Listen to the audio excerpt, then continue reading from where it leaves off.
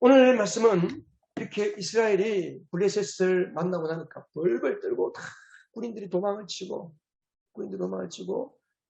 다 도망치고 남아있는 군사들마저 급에 질려 있습니다. 전쟁을 하려면 하나님의 은혜를 구하기 위해서 제사를 드려야 되는데 약속한 사무엘이 일주일이 지나도 오지 않는 거예요. 일주일 만에 내가 일주일 안으로 가겠다 그랬는데 안 오시는 거예요. 백성이 술렁거리고 빠져나갑니다. 그 NLT 영어 성경에 보면 빠르게 빠져나갔다 그런 표현이 있어요. 사울이 속이 타들어갑니다. 입술이 바싹바싹 말합니다. 안절부절합니다. 어떻게 해야 되는가? 이제 내가 왕이 돼서 처음 하는 전쟁인데 이 전쟁에서 이겨야 되는데 이 전쟁에 패하고 나면 내가 백성 앞에 왕이 된 체면이 뭐가 될까? 니까지 이게 무슨 왕이라고 그렇게 나를 우습게 보던 그 사람들이 나를 어떻게 보겠습니까? 막 그런 생각까지 오니까 막 견딜 수가 없어요. 이러다가 블레셋이 쳐들어오면 꼼짝없이 죽겠네. 할 수 없다. 어쩔 수가 없구나. 네. 그래서 해서는 안 될 일을 하고 말았어요. 오늘 제목이 이랬어요. 어쩔 수가 없었어요. 어쩔 수 없었어요. 여러분 삶에 이런 말 많이 하죠. 하나님 앞에서. 주님 어쩔 수가 없네요. 주님 어쩔 수가 없어요. 육신이 약하네요. 예수님도 제자들을 향해서 마음은 원이로되 육신이 약하도다 그랬죠. 주님 내 마음은 주님이 아시죠. 마음은 뻔한데 마음은 주님께 드리고 주님께 순종하고 싶은데 삶이 따라주지 않네요. 어쩔 수가 없네요. 많이 듣던 이야기죠. 그죠? 사울도 그렇게 했어요. 어쩔 수가 없이 할 수 없이 할 수 없다는 말은 어쩔 수 없다는 어쩔 수가 없이 제사를 드리자마자 사무엘이 도착합니다. 안 그래도 부하들이 임금님 제사장이 오시기 전까지는 제사 드리면 안 됩니다. 비록 임금님이 기름 부은 왕이지만 제사는 오직 제사장만 드릴 수 있습니다. 하나님의 율법에 제사장 외에 누구도 제사할 수 없겠습니다. 왕이 드리면 안 됩니다. 시끄럽다. 지금 상황이 어떤데 그런 소리 합니다. 그리고 제사를 드린 거예요. 드리자마자 10절에 보면 사울이 막 번제를 올리고 나자 사무엘이 도착합니다. 불이 꺼지기도 전에 제가 지금 타고 있는데 사울이 얼마나 민망했겠어요. 얼마나 죄송했겠어요. 쥐구멍이라도 있으면 기어 들어가고 싶었을 거예요. 사무엘이 심하게 꾸짖었습니다. 임금님이 어쩌자고 해서는 안 될 짓을 했습니까? 임금님이 하나님의 명령을 어겼기 때문에 더 이상 이제는 왕으로 하나님이 세울 수가 없습니다. 만약에 임금님께서 하나님의 명령에 순종하고 내올 때까지 기다렸다면 하나님께서 임금님과 임금님의 자손들을 대대로 왕권을 유지하고 왕의 가문으로 세우시려고 했는데 이제 하나님께서는 하나님의 마음에 맞는 사람을 택해서 왕으로 세우셨습니다. 그리고는 사무엘이 마음이 확 상해가지고 자기 갈 곳으로 가버리고 사울은 남은 600명만 가지고 전쟁을 하게 되었습니다. 3000년 전에 이 안타까운 이야기를 통해서 하나님은 오늘 우리에게 뭘 말씀하시기를 원하실까?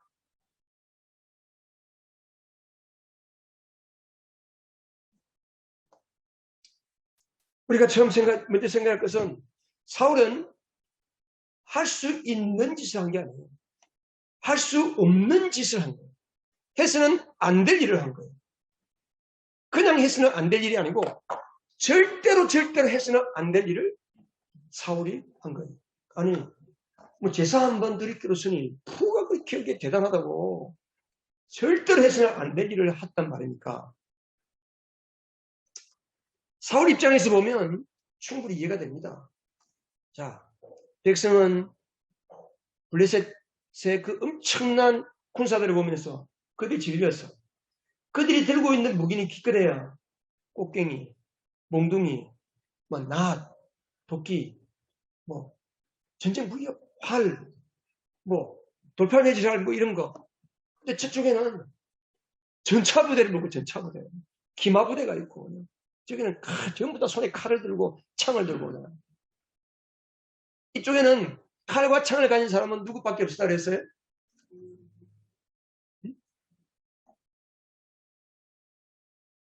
지난주에 말씀했잖아. 22절에 보니까 사울 왕과 그 아들 요나단밖에 없었어. 나머지는 그냥 있는 거예요, 그냥. 그게 뭐 군대예요, 군대. 근데 하나님은 나가서 싸우라는 거잖아요. 그러니까 백성들이 전부 겁을 먹고 다 숨고 구덩이에 숨고 바위틈에 숨고 도망가고 심지어 아예 요단강을 건너서 건너편 땅으로 가버렸어요. 또한 남아있는 군사들 마저 급에 질려 있습니다. 잔뜩 급에 벌벌 떨고 있습니다. 그리고 오기로 한 제사장 사무엘은 오기로 약속한 날 오지 않았고 무엇보다 막강한 적군들은 당장이라도 지금 포위해서 덮칠 것 같고 네 가지 거죠.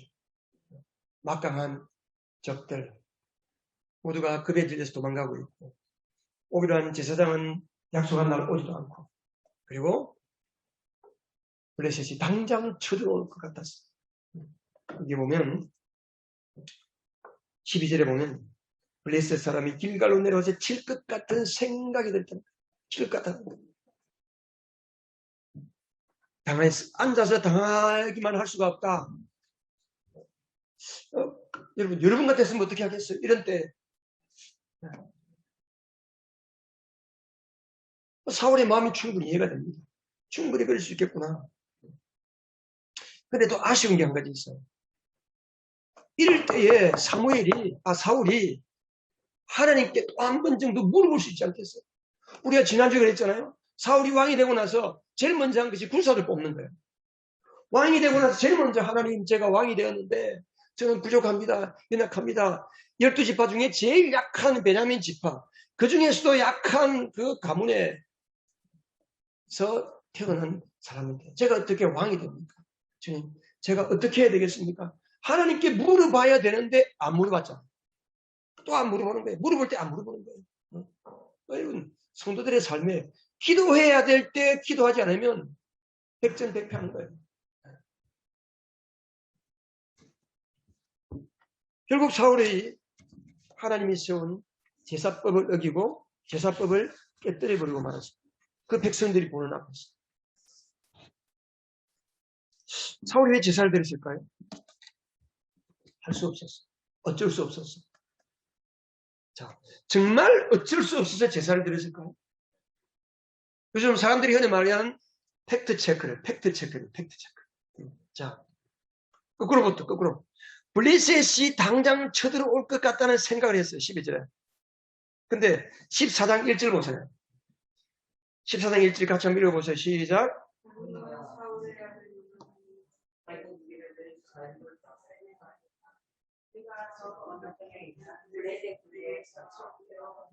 아멘, 됐습니다. 자, 이게 뭐예요? 지금 하루는 사울이 이게 무슨 이야기입니까? 블레셋이 쳐들어왔다는 거예요? 안 쳐들어왔다는 거예요? 네? 아직 안 쳐들어왔잖아요. 하루는 그 일 있고 나서 며칠 지났는데 그 많은 날들 중에 하루는 요나단이 자기 아들 요나단이 먼저 블레셋을 공격하는 거예요. 그러니까 블레셋이 쳐들어올 것이다라고 하는 것은 팩트가 아니고 뭐예요? 자기 생각이에요. 두려움에 빠진 생각. 그 팩트가 아니에요. 두 번째, 자, 근데 저는 이걸 보면서 블레셋이 그렇게 어마무시하게 무장을 하고 쳐들어왔는데 왜 공격을 못하고 있을까요? 그 이상하네요, 여러분.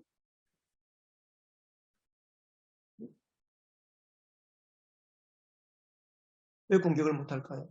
게임이 안 되는데. 블레셋이 공격을 함부로 못하게 돼 있습니다. 여러분 아세요? 그들은 여호와 하나님을 엄청나게 두려워하고 있습니다. 왜 엄청나게 두려워할까요? 왜 이스라엘을 공격하는 걸 두려워할까요? 우리 다 들었잖아요. 다 이때까지 공부했잖아요. 이때까지 다 말씀 봤잖아요. 사무엘에서. 자, 사무엘상 7장에서 이스라엘 백성들이 미스바에 모여서 회개했습니다. 하나님, 우리가 하나님을 떠나 살았습니다. 이제 우리가 하나님께로 돌아갑니다. 하나님, 우리와 함께 해주세요. 그들이 하루 종일 금식하고 모여서 예배하는데 블레셋이 쳐들어왔어요. 결과가 어떻게 됐습니까? 하나님께서 완전히 무너뜨렸습니다. 번개를 치면서 다 무너뜨렸습니다.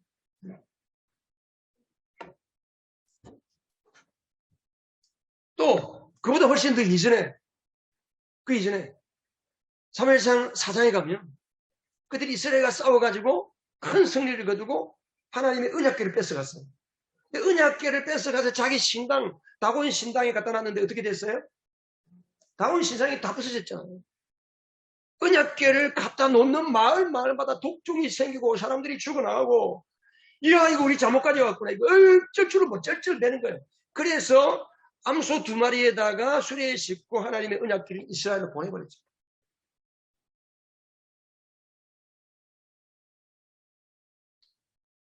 그러니까 블레셋은 옛날에 하나님께서 그들에게 무슨 일을 어떻게 했는지를 생생하게 기억하고 있기 때문에 쉽게 공격을 못하는 거예요. 그런데 이스라엘은 다 잊어버립니다. 마귀는 하나님이 얼마나 능력이 있는지 다 알고 있는데 예수 믿는 우리는 하나님이 주신 은혜를 다 잊어버리고 삽니다. 하나님이 내 삶에 어떻게 역사하셨는지, 하나님이 내 삶을 어떻게 인도하시고 나를 구원하셨는지 까마득히 다 잊어버리고 사니까 예수 믿는 게 그렇게 부담스러울 수밖에 없고 세상이 그렇게 즐거울 수밖에 없고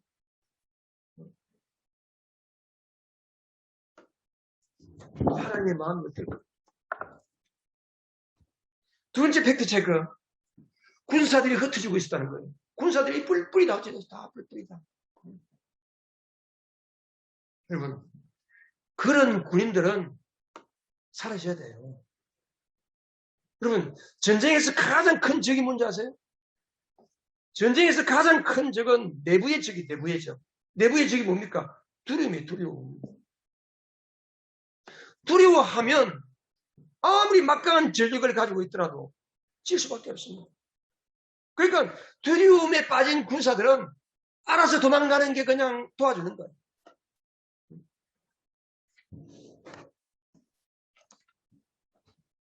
두려움은 전염이래요. 두려움은. 불평과 두려움은 전염력이 얼마나 강한가. 죽을 때 죽더라도 목숨 걸고 내가 싸워보겠다. 이런 사람들이 남아있어요.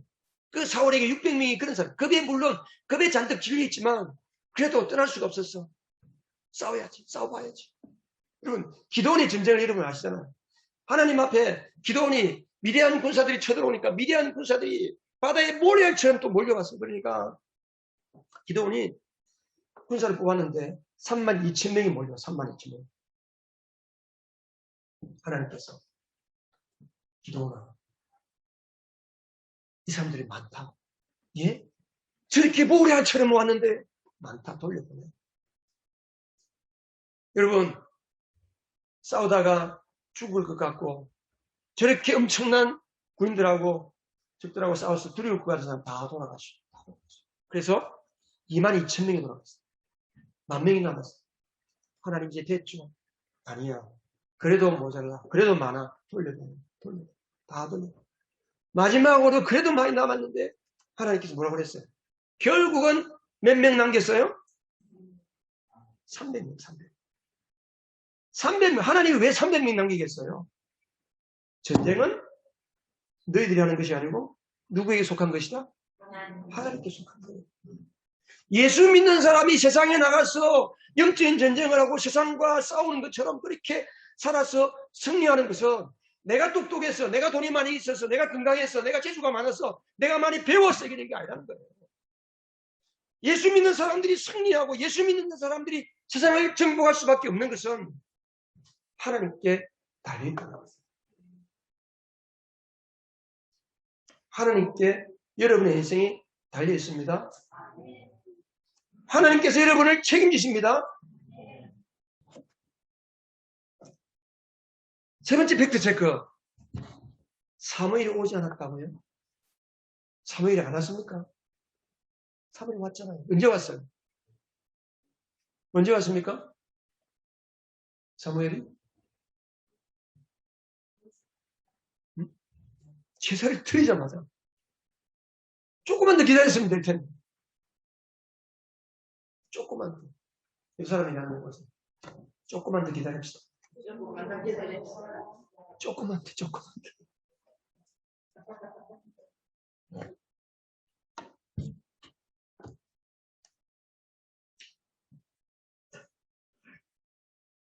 이게 7일째까지 기다리다가 안 오니까 드린 건지 7일 지나고 8일째 드린 건지는 모르겠지만 어쨌든 번제를 하필이면 하나님께서도 아니 부릴 것 같으면 일찍 좀 사무엘 가게 하지 그렇게 꼭 번제를 드리고 나서 도착하게 하시나. 참 하나님.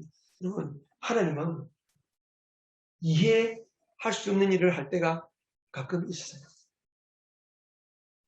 사울이 워낙 믿음이 없으니까 조금만 믿음을 조금 더 그래도 시키려고 그 조금 늦게 갔는데 그걸 사울이 못 참는 거예요. 네 번째, 이러다가 죽을 것 같다. 여러분, 그때 죽었습니까? 아닙니다. 하나님이 다 지켜보고 계세요. 여러분, 아이고 죽겠네. 그 소리 하지 마세요. 하나님이 들으시고 굉장히 서운해하세요. 하나님은 어떤 경우에도 우리를 지키시고 보호하시는 우리 아버지 하나님이십니다. 또 하면서 이상. 좀 크게 하세요, 크게. 아니, 뭐, 아멘 소리 크게 하면 뭐 돈 냅니까?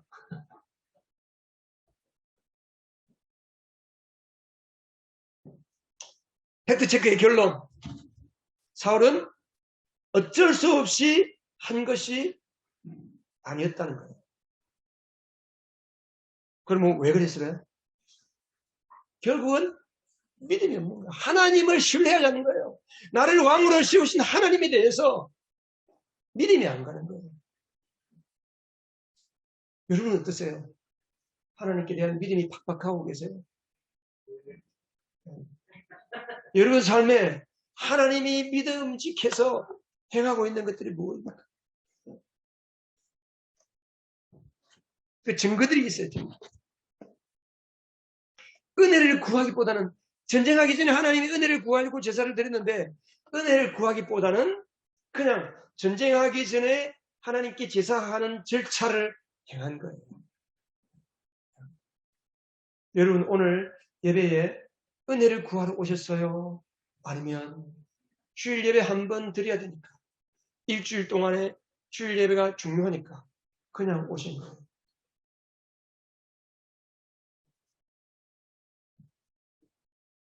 사울은 결국 자기 자신을 의지해 자기 편의주의대로 내가 왕이고 내가 기름 받았으니까 나도 제사를 드릴 수 있다. 내 마음대로 할 수 있겠지 라고 착각합니다. 이 모든 사울의 마음속에 있는 자기를 의지하고 자기를 마음대로 하려고 하는 자기가 주인이고 자기 인생을 자기가 책임지려고 하는 그 마음의 뿌리 속에는 두려움, 세상을 향한 두려움. 세상을 향한 두려움. 그래서 믿음의 반대는 불신앙이 아니고 뭘까요? 뭐라고? 두려움. 공부하는 게 두려워. 고등학교 못 갈까 두려워. 대학 못 갈까 두려워. 성공 못 할까 두려워. 내 인생 이렇게 살다가 그냥 가난하게 찌들게 살다가 그냥 죽을까? 여러분 두려우세요?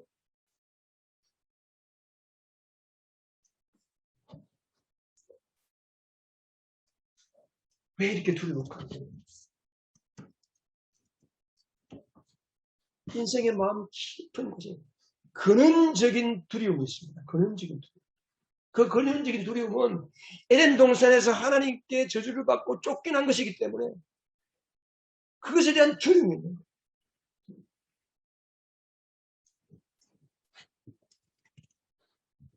예수님 믿고도 교회를 나오고도 아직도 그 두려움에 있다면, 그런 두려움, 세상을 향해 두렵고 내 인생에 대한 두려움, 자식을 어떻게 잘 키울까에 대한 두려움, 그러한 두려움들에 여러분의 마음이 자꾸 뺏긴다면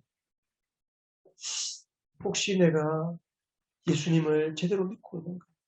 내가 정말 성령 받고 내가 정말 하나님의 아들이 되고 성부, 성자, 성령 하나님의 가족이 되어서 내가 살고 있는지 한번 여러분 진단을 해보셔야 돼요. 심각하게 생각하셔야 돼요. 심각하게. 오늘 죄송하지만 교회 안에, 우리 교회도 그럴 수도 있겠지만 한국교회, 전 세계 교회 안에 성령의 세례받고 거듭난 사람들이 성경학자들의 말에 의하면 10%도 안 된다는 거예요. 10%. 그냥 교회 다니니까. 어릴 때부터 교회 와서 예배하고 찬송하고 즐겁게 춤추고 기뻐하고 교회 활동하고 교회적인 활동하는 것을 교회 열심히 나오고 주일 예배 열심히 잘 나오면 신앙이 좋은 줄로 착각하는 거예요. 교회 생활 즐겁게 하는 것을 내가 구원받은 걸로 착각할 수 있다는 거예요. 이 굉장히 위험한 거예요. 굉장히 위험해요.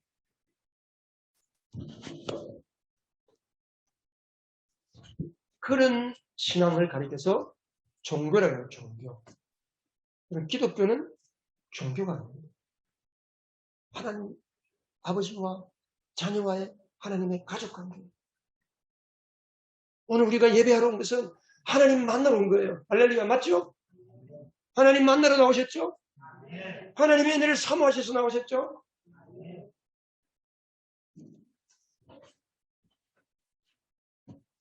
우리가 반드시 기억해야 될 두 가지가 있습니다. 여러분이 세상이 자꾸 두렵고 세상 즐거움이 세상 즐거움만 미치고 가면 주일에 오늘 빠지면 안 될까? 어떻게 하면 빠질까? 어떻게 무슨 핑계를 댈까? 이런 생각이 자꾸 드는 사람, 혹은 세상 걱정 근심, 미래에 대한 염려 불안. 제가 목회자 코너에도 제가 쓰는데 부다 비용 감사 보상이라는 썼어요. 이게 2012년도 5월 7일 날 쓴 목회자 코너인데, 제가 지난주 중에 목회자 코너를 쭉 보다가 제 목회자 코너에 조회수가, 홈페이지에 조회수가 10,000번을 넘어간 글들을 제가 보다가 괜찮다 싶은 글들은 다시 리모델링을 해가지고 다시 써요. 다시. 네.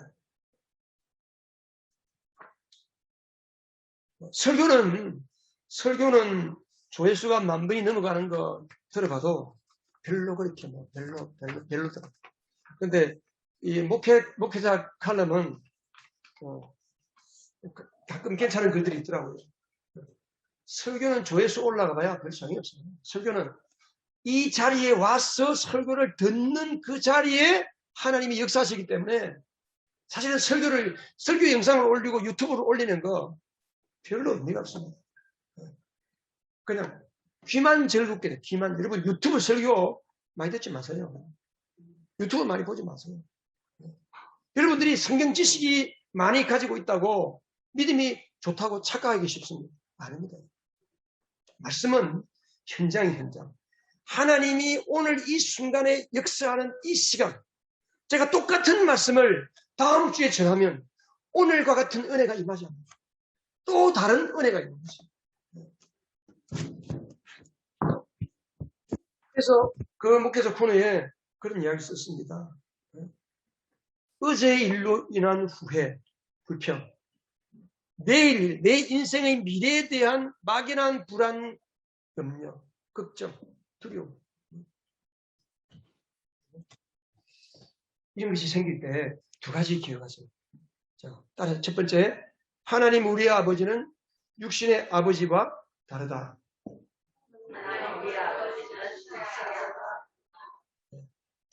우리 하나님 아버지는 육신의 아버지와 다릅니다. 어떻게 달라요? 어떻게 다를까요? 물론 안 보이죠. 그런데 그런 거 말고 우리 육신의 아버지는 무능하고 때로는 우리를 이해도 못 해주고 때로는 윽박 지르고 때로는 큰 소리만 꽥꽥 지르고 그냥 괜히 잘난 척만 하고 그런 게 많잖아요. 근데 우리 하나님 아버지는 능력의 면에서 육신의 아버지와 비교가 안 되는 거예요. 전지전능하신 거예요. 우리를 다 이해하시는 거예요. 사울이 이렇게 할 수밖에 없었던 거 하나님도 이해하세요. 근데 하나님이 용서하지 못했잖아요. 왜? 그가 회개 안 했어요. 회개. 변명하기에 급급해서 변명하기에 급급. 우리가 다음 주에도 볼 말씀도 마찬가지입니다. 내가 잘못했으면 잘못을 깨닫는 순간 잘못할 때는 이게 잘못인지를 모르고 잘못할 때가 있거든. 물론 이거 했으면 안 되는데 이런 거 하면 안 되는데 하면서도 할 때가 있어요. 깨달으면 즉각 회개해야 돼. 사울이 회개를 안 합니다. 그래서 우리가 두 번째 기억해야 할 것은 사울처럼 어쩔 수가 없었어요라고 변명하지 말고 깨달으면 뭐 해야 된다? 회개해야 돼. 첫 번째, 하나님 아버지는 우리 육신의 아버지와 다르다. 사랑의 아버지. 끝까지 참으시고 끝까지 용서해 주시고 끝까지 품어주시고 이해하시고 나를 위해서 목숨까지도 버려주시는 사랑의 아버지시다. 두 번째는 잘못했다고 깨달을 때는 회개해야 됩니다. 오늘 많은 예수 믿는 우리 오늘날 현대 그리스도인들에게 사라지고 있는 것이 회개가 사라지고 있습니다. 그냥 좋은 말만 듣고 그냥 좋아만 하고 내 잘못한 거 생각하기 싫고 자꾸 죄에 대한 이야기하면 부담스럽고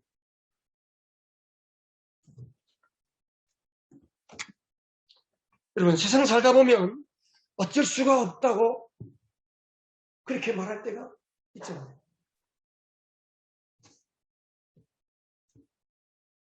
정말 그럴까요?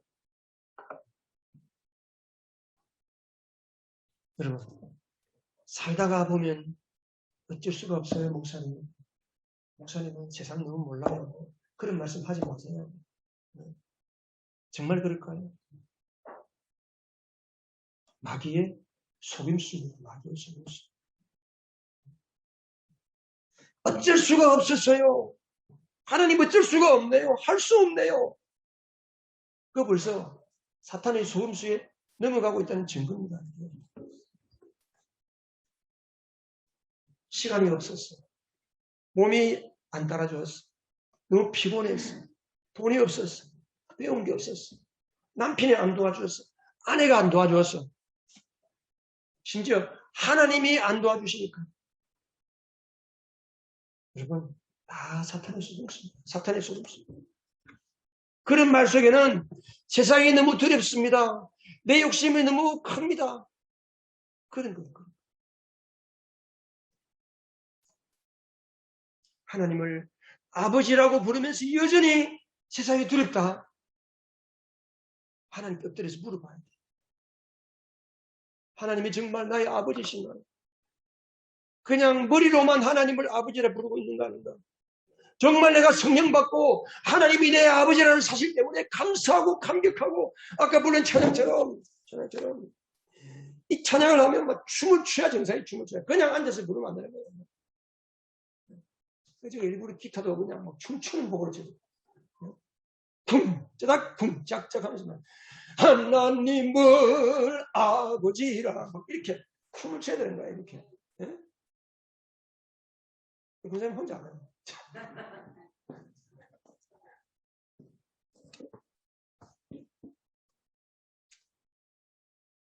차마 최면상 내가 춤을 못 춘다.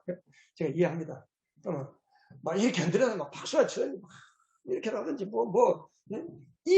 이게 정상이 이게 정상. 하나님 아버지만 생각하면 막 좋아서 미치겠어요 저는. 아 진짜라니까요. 거짓말처럼 들리라고. 너희 처음 듣는 거지. 이상한 말 하는 것처럼. 저는 하나님만 생각하면 설교 준비하다가 제가 목요일날 밤에 설교 준비하다가 이 말씀이 감동이 돼가지고 새벽 3시 반까지 그냥 앉은 자리에서 말씀을 줍니다. 새벽 3시까지 잠을 안 자고 잠이 안 오더라고요. 하나님을 내가 마음대로 찾아뵙고 마음대로 가서 예배하고 그런 자가 됐다는 것 때문에 막 감사하고 몰려오는 거예요. 여러분, 성경의 제사법은 너무너무 중요합니다. 하나님께서 창세기 3장에서 인간이 아담이 에덴 동산에 아담과 하와가 타락한 이후로 범죄한 이후로 죄인된 인간이 하나님께 나오는 길을 한 가지 딱 유일하게 한 가지를 주시는데 그게 바로 제사예요. 제사를 통해서 하나님께 나아갈 수 있게 한 겁니다. 그게 하나님이 세우신 제사법입니다. 그 제사법의 핵심이 뭐예요? 구약과 신약이 있는데 구약에 하나님이 이스라엘 사람들에게 주신 율법의 제사법이 매우 중요한데 그 제사법은 반드시 제물이 있어요. 제물. 그리고 제사장이 제사를 드려야 돼요. 제사장이. 제주가 제물을 가지고 제사를 드리려고 하는 주인, 제주가 제물을 가지고 나와서 제사장에게 드리면 제사장이 제물을 잡고 제주도 같이 제물을 잡고 그래 제사는 제사장이 번제를 드리고 화목제를 드리고 그리고 그 피를 가지고 하나님의 성소에 들어가서 하나님 김홍일이가 이런 죄를 지었다고 합니다. 그래서 그가 양을 가지고 하나님 앞에 속죄하기 위해서 왔습니다. 하나님 그가 양의 피를 의지하고 하나님 앞에 용서를 해달라고 왔습니다. 하나님 그를 용서해 주세요. 그럼 하나님께서 제사장에게 내가 그를 용서했노라. 그러면 제사장이 또 나가서 요 하나님께서 김홍일 목사의 죄를 용서했답니다. 당신은 이제 용서받았노라 선포하는 거예요. 그럼 용서받아. 하나님이 나를 만나주셨구나. 하나님이 나를 이렇게 사랑하셨구나. 너무 감사해서 그 다음에 화목제를 또 드립니다. 화목제를 드리면서 그 화목제는 이웃 다 불러 모아가지고 즐겁게 찬양하고 노래하면서 화목제는 하나님께 불러 태워드리는 거는 못 먹는 거. 사람이 못 먹는 것만 불에 태워서 하나님께 드리고 나머지는 다 사람들끼리 먹게 한 그게 화목제예요. 하나님을 만나는 유일한 방법이 제사예요. 제사. 죄인은 하나님께 그냥 나갈 수 없습니다. 반드시 중보자를 통해서 중계자, 중간에 누군가를 통해서 하나님께 나오도록 하십니다. 우리가 하나님께 그냥 나가면 바로 죽습니다. 바로 죽어요. 모세가 하나님을 막 보고 싶어서 하나님 제발 하나님 좀 한번 보여주세요. 하나님께서 모세를 불쌍히 여기셔서 보여주는데 바위 틈에 가두고 하나님께서 지나고 등만 보였다. 뒷모습. 특별하게. 왜 그래요? 하나님은 지극히 거룩하시고 지극히 큰 빛이시기 때문에 보는 순간 죽어버려요. 인간이. 죄인된 인간이 바로 보면. 그래서 사랑의 하나님께서 죄인들에게 하나님의 은혜를 힘입어서 하나님 앞에 나올 수 있는 길을 주신 게 제사법이죠. 그게 제사장이에요. 제사장. 그 구약의 제사장이 신약에는 예수 그리스도십니다. 예수 그리스도. 우리에게는 유일한 대제사장 예수 그리스도. 그래서 하나님의 용서도 제사장이 선포하는 거예요. 그런데 사울은 하나님께 나올 수 있는 유일한 제사장만을 통해서 나오는 그 제사를 지가 드리겠다고 나선 거예요. 하나님의 제사법을 정면으로 깨뜨려요. 내 힘으로 구원받아 보겠다. 내 힘으로 은혜를 받아 보겠다. 하나님이 가장 싫어하는 거예요. 그게 율법주의. 그게 유대인들이 그렇게 율법주의에 빠진 거예요. 그래서 예수님께서 피 터지게 싸운 사람들이 바리새인입니다. 하나님만큼 거룩하고 하나님만큼 똑똑하고 하나님만큼 능력이 있으면 하나님 마음대로 만날 수 있어요. 근데 죄인은 그렇지 못하는.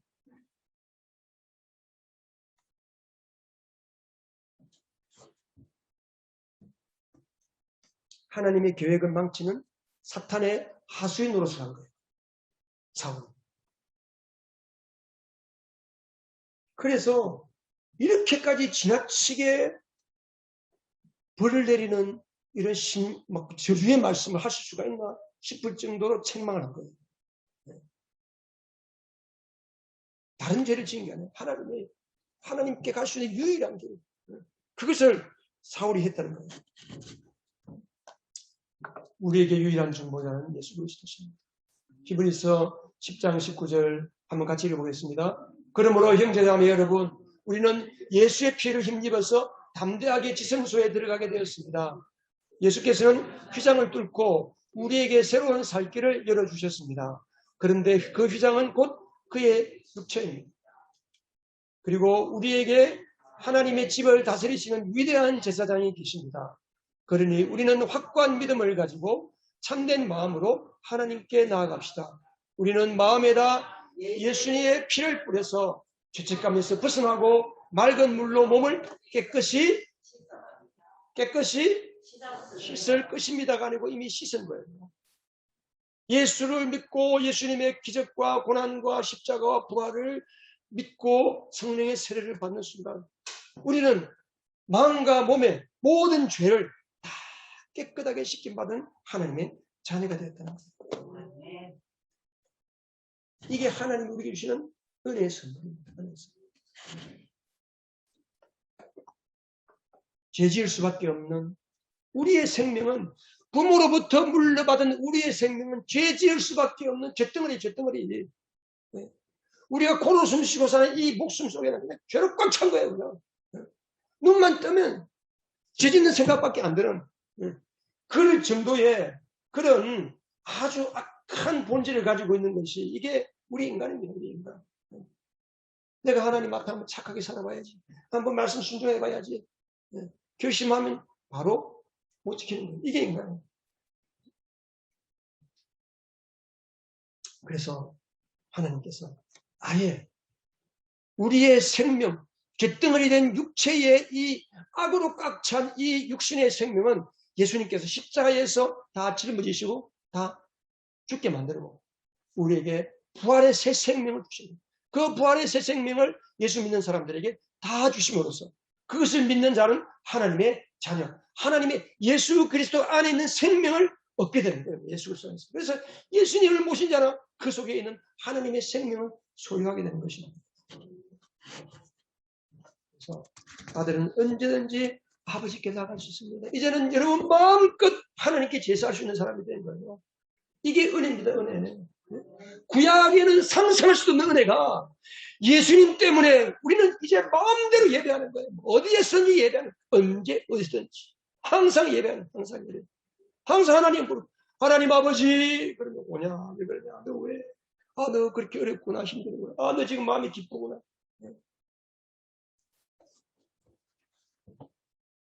이 생명을 하나님의 은혜로 성령의 세례를 통해 다 받으시기를 주님의 이름으로 축복합니다.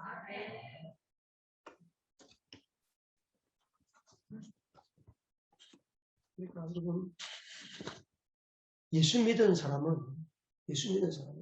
이 세상의 그 어떤 것보다 비교할 수 없는 은혜, 특혜 요즘 특혜라고 하는 특혜 분양, 특혜 여러분 저는 최후의 특혜 분양을 받았어요. 천국에 어마어마하게 넓은 상상할 수 없는 초호화 아파트, 우리 김 집사님 아파트 인테리어 하셨습니다.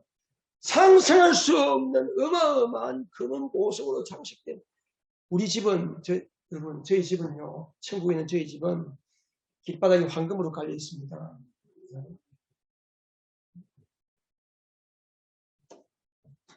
금을 여러분 저는 금을 밟고 다니는 사람입니다. 이 사람에게 한번 인사하세요.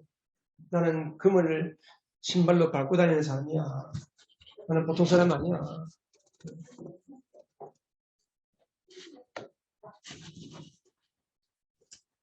그러니까 여러분 예수님께서 이 땅에 계실 때 그렇게도 많은 죄인들을 만나주시잖아요. 바리새인들이 너무너무 싫어해서 맨날 만나는 게 세리, 창녀, 아주 그냥 손가락질 받는 사람들만 만난다. 왜 예수님께서 그렇게 많은 세리와 창녀들과 손가락질 받고 그냥 문둥병자, 부정하게 취급하는 사회적으로 소외받는 눈먼 자, 절름발이, 안전뱅이, 문둥병자들 왜 그토록 많은 사람들을 만나주시고 사랑해 주셨습니까? 왜 그렇게 하셨을까요? 이 세상 누구든지 나를 통해서 하나님을 만날 수가 있다는 것을 보여주시고, 예수님이 십자가 지기 전날 밤에 빌립이 물었습니다. 예수님께서 내가 아버지께로 간다. 아버지 이야기 자꾸 하니까, 예수님, 아버지를 우리에게 좀 보여주세요. 그럼 우리가 믿겠습니다. 예수님께서 뭐라고 하셨어요? 나를 본 자는 아버지를 보았거늘 뭘 아버지를 보여달라고 그러느냐. 빌립이 황당해가지고 이게 무슨 말이야 도대체. 그런데 성령 받고 나니까 예수님이 창조주 하나님이셨구나. 이게 알게 되는 거죠. 여러분, 기적을 통해서 막 하나님 만나고 막 내가 몸에 암병이 나갔고 막 기적을 만나고 막 그냥 문둥병 고침받고 그렇게 큰 기적을 만나도 여러분 성령 받고 나야 거듭나는 거예요. 그래서 나중에 초대교회에 순전히 성령이 임하고 나니까 교회가 생기니까 그런 사람들이 다 예수 믿으러 오는 거예요. 다 예수 믿고 성령 받고 예수 믿고. 여러분 복음서가 어떻게 기록된 줄 아세요? 복음서 가나 혼인잔치 그 어느 모임에 그들이 성전의 뒷뜰에 있는 성전 뒷뜰에서 모여 수천 명씩 모여서 하나님께 예배드리고 말씀 듣다가 감격해가지고 기뻐서 그냥 돌아가지 못하고 집집마다 모여서 또 몇 사람끼리 모여 자기들끼리 떡을 떼고 또 하나님을 찬양하고 또 막 간증하는 거예요. 그래서 그런 집에 그런 교회에 누가 왔어요? 하루는 왔는데 가나 혼인잔치 집에 물 떠다 줬던 하인이 온 거예요. 그 사람이 예수를 믿은 거야. 내가 그때 한 청년이 나에게 구들기가 떨어졌는데 물길로 해서 우리는 뭣도 모르고 물만 기어서 갖다 부었는데 그걸 바가지에 떠서 갖다 주라고 그랬는데 그게 포도주가 되는 거야. 사람들이 그걸 모르더라고. 근데 우리는 나는 직접 알아 그거. 그게 바로 예수님이셨어요. 예수님이 너무 감격스럽고 감사해서 막 눈물 흘리면서 간증하는 거예요. 혈류증으로 12회를 12회를 혈류증 앓던 여인 와가지고 또 간증하는 거예요. 내가 그때 남편한테 버림받고 사람들에게 손가락질 당하고 자식에게 버림받고 있었는데 내가 예수님 옷 뒤에 가서 옷자락을 만졌더니 바로 나왔거든요. 여러분 그게 교회예요. 그게 교회예요. 주일날 모여가지고 어제 쫙 앉아가지고 앞만 딱 쳐다보고 파워포인트 보면서 찬양. 이게 교회 아니에요. 여러분 건물이 이게 껍데기 이게 교회 아닙니다. 이거.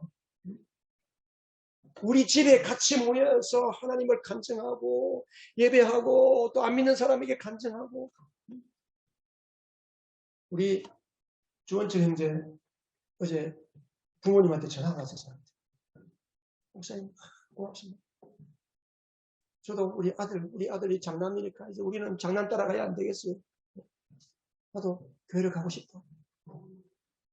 예수를 믿고 여러분 거듭나면 성령 받고 그냥 하나님이 역사하시면 막 간증거리가 풍성한 교회. 이 교회. 그게 살아있는 교회입니다. 살아있는 교회. 주 예수를 믿으라 그리하면 너와 내 집이 구원을 받으리라. 그냥 한 이야기가 아니에요. 여러분들이 예수를 믿는 게 진짜 예수를 믿는다면 여러분의 가족들이 다 구원을 받는 게 정상이에요. 내 가족들이 구원 아직도 받지 못하고 있다면 비정상. 그 예수 제대로 믿는지 안 믿는지 하나님 앞에 좀 심각하게 생각을 하는 겁니까? 내가 성령 받고 성령 충만하면 그냥 내 가족들이 그냥 따라올 수밖에 없어요.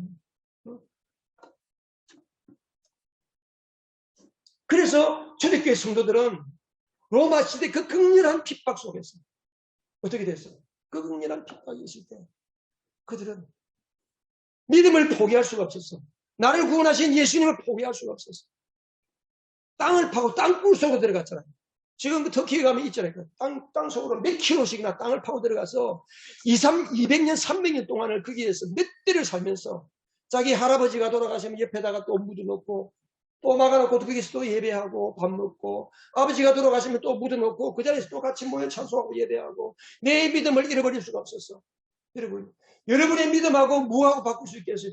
여러분의 믿음을 돈을 1조를 주면 바꾸시겠어요? 저는 생각해 봤어요. 내 믿음하고 바꿀 수 있는 게 뭘까? 목숨만 내 믿음하고 바꿀 수 있다. 목숨. 그래서 순교를 하는 거예요.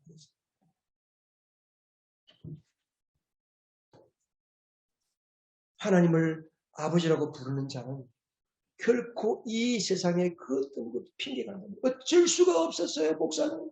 하나님 어쩔 수가 없었어요. 여러분, 다시는 그런 말 하지 않는 성령의 사람 되기를 원합니다. 마지막으로 우리 성경 하나 읽고 보십시오.